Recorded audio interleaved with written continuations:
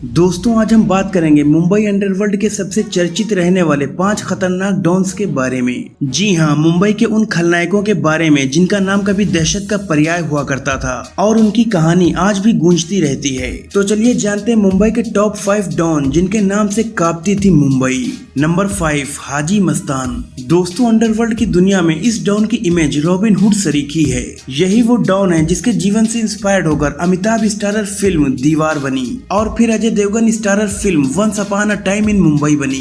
तमिलनाडु में जन्मे हाजी मस्तान का बचपन काफी गरीबी में गुजरा, मगर आगे चलकर ये अपराध की दुनिया का सितारा बना। साइकिल की दुकान पर काम करने से लेकर महंगी कारों में घूमने का उसका ये सफर काफी दिलचस्प रहा। हाजी मस्तान ने पूरी मुंबई पे बतौर डॉन बरसों राज किया। हैरत की बात तो ये है कि हाजी मस्तान ने न कभी गोली चलाई और न ही मर्डर किया, मगर उसकी दहशत पूरी मुंबई पे थी। वो इस किस्म के काम खुद नहीं बल्कि दूसरे गैंगस्टर से करवाता था। हाजी मस्तान ने अपने पिता के साथ सिर्फ 8 साल की उम्र में मुंबई में अपना कदम रखा। यहाँ आकर उसने साइकिल की दुकान खोली और कई साल तक यही काम किया। इसके बाद हाजी मस्तान बंदरगाह पर कुली का काम करने लगे। बंदरगाह पर काम करते हुए इत्तेफाक से उसकी दोस्ती अरब शेख मोहम्मद अल गालिब से हो गई। वो एक स्मगलर था जो पुलिस द्वारा गिरफ्तार कर लिया गया, मगर पकड़े जाने से पहले वो एक बॉक्स हाजी मस्तान को सौंप गया और जब वो जेल से छूटा तो सीधा हाजी मस्तान के पास गया। हाजी मस्तान ने उसका वो बॉक्स उसे लौटा दिया। हद तो ये थी कि हाजी मस्तान ने वो बॉक्स कभी खोला ही नहीं था। गालिब हाजी मस्तान की इस ईमानदारी से बहुत खुश हुआ क्योंकि उस बॉक्स में बहुत सा सोना था। उसने खुश होकर हाजी मस्तान को न सिर्फ आधा सोना दिया बल्कि उसे स्मगलिंग के बिजनेस में अपना पार्टनर भी बना लिया। नंबर 4, करीम लाला। करीम लाला का असली नाम अब्दुल करीम शेर खान था। करीम लाला का जन्म 1911 में अफगानिस्तान के कुनार गांव में हुआ था। करीम लाला एक बड़े खानदान से ताल्लुक रखता था जो एक कारोबारी परिवार था, लेकिन सादी जिंदगी और सादी रोटी शायद करीम लाला को रास नहीं आई और वो ज्यादा दौलत कमाने के चक्कर में 1930 में मुंबई आ गया। मुंबई आकर करीम लाला ने दिखावटी कारोबार शुरू कर दिया, मगर हकीकत ये थी कि करीम लाला हीरे जवाहरात का स्मगलर बन चुका था और सन 1940 आते आते करीम लाला स्मगलिंग की दुनिया का बेताज बादशाह बन गया। उसने मुंबई में जुए और शराब के अड्डे भी खोल दिए। अब आलम यह था कि स्मगलिंग के धंधे में उसका नाम और भी ज्यादा बढ़ गया था। इधर अंडरवर्ल्ड में हाजी मस्तान और वरदराजन मुदलियार का भी काम तलवार की धार की तरह तेज चल रहा था। जब वर्चस्व की बात आई तो इन्होंने अपने अपने इलाके बांट लिए। दोस्तों ये करीम लाला का रुआब ही था कि हाजी मस्तान उसे असली डॉन पुकारा करता था। नंबर 3, अरुण गौली। अपने आप में अलग ही किस्म का बाहुबली माफिया अरुण गौली ने एक मामूली चौल से निकलकर मुंबई की माया नगरी पर राज किया।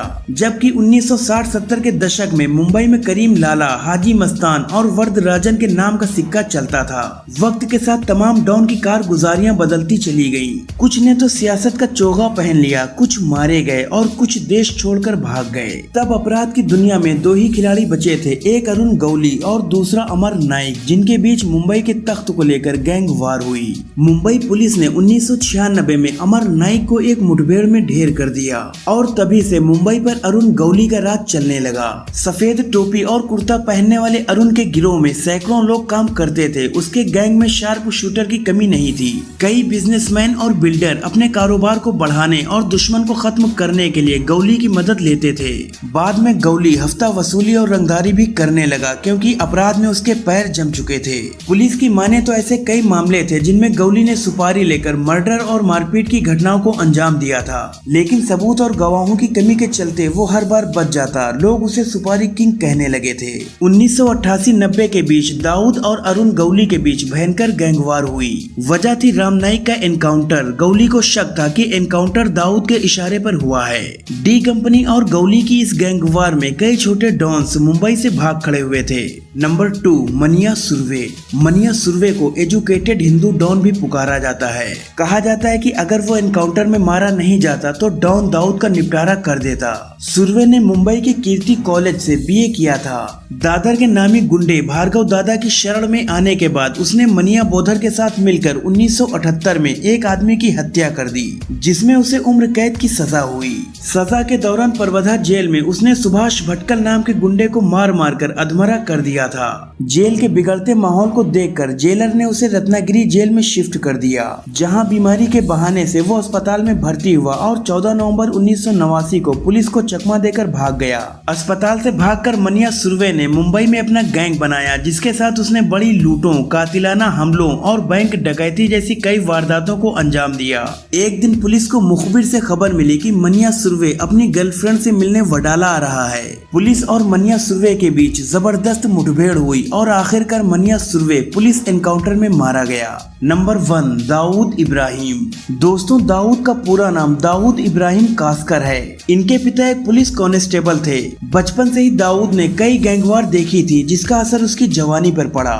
सबसे पहले उसने अपने पिता के पुलिसिया रुतबे का फायदा उठाते हुए लोगों से वसूली करना शुरू कर दिया। आगे चलकर वो करीम लाला गैंग से जुड़ा और तरक्की करते हुए अपनी डी कंपनी स्थापित की।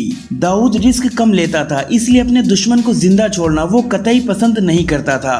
दाऊद इब्राहिम ने अंडरवर्ल्ड की दुनिया में एक नई परिभाषा गढ़ी। उसने मैच फिक्सिंग जैसे अपराध को जन्म दिया। वहीं फिल्मी हस्तियों को धमकाकर वसूली, स्मगलिंग और रियल एस्टेट जैसे क्राइम को मुंबई में आम कर दिया। आपको याद दिला दें कि दाऊद इब्राहिम 1993 में मुंबई में हुए सीरियल बम ब्लास्ट का मुख्य अपराधी है, जिसकी वजह से पुलिस को आज भी उसकी तलाश है। मगर दाऊद आज भी अलग अलग नामों से बने पासपोर्ट पर अलग अलग भेष बदलकर जहाजों में सफर करता है। सुरक्षा एजेंसियों की माने तो वो पाकिस्तान में कहीं छिपा है और वहीं से डी कंपनी के काले कारनामों को कमांड देता है। दोस्तों, वीडियो पसंद आया हो तो लाइक और शेयर करें, और अगर आप इस वीडियो का पार्ट 2 देखना चाहते हैं तो कमेंट सेक्शन में पार्ट 2 लिखना बिल्कुल भी न भूलें। और आगे भी ऐसी ही नॉलेजफुल वीडियोस देखते रहने के लिए चैनल को सब्सक्राइब करके बेल आइकन को जरूर प्रेस कर दें। शुक्रिया।